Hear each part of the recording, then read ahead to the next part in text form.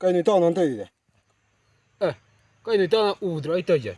Si training tawini ni itaw. Kay nang mo ngaw kayno ada tawide. As loire oy ba amta hawgalo wari chan lo amta. Nang lakpo uhawde tawyi.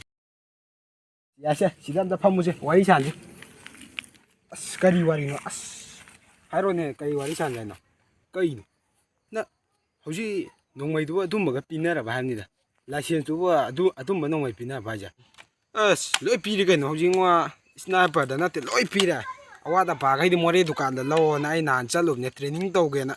Si laibda wale khoje training kha wale aduna tamde yadre. Kari no itaw nang na lan je kai nongmai na sum tawle. No lan ha ji taw nang kai chang khanga ba hanida.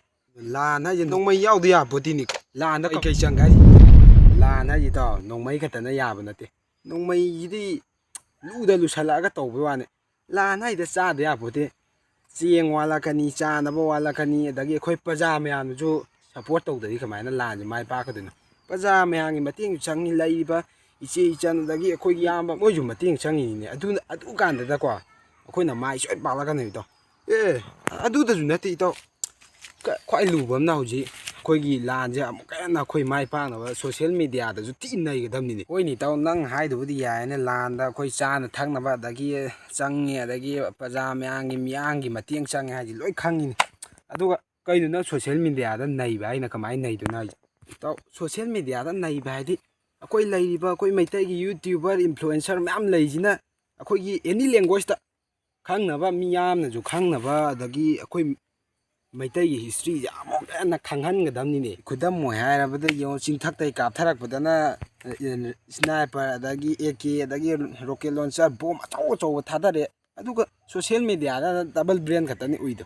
yo aduni social media da nairak pai mi di pan nai kaino yo adagi tawri myam do as yam wale da tawdaba yaroi taw nongmai khatana yaba nati to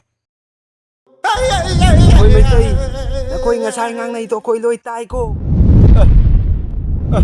asina mo kai de shan tholejina na koina social media da naiba kai tuti sungoi oi tapani ne akoina loi nai panga tani ne na koi gi arambai tengkon gi Facebook page ka to koina hack tawpani ne yaroi ne kai as noi kai da noi na hairi se koina loi mak tawpani ne noi na social media da naiba kai tuti oi tapani ne na koina nai re haidana upload phana tawra su social media da na koi wifi pusin ba noi masen khara yengnar ga to kani ne akoi gi de som internet to tumin na thabani na loi mak upani ne mai dei koi wadi kap than na che da lai koi wadi masi kap na ba kai na as nong mai ju tuai ga ma ji sendal ji noi tho ma ga da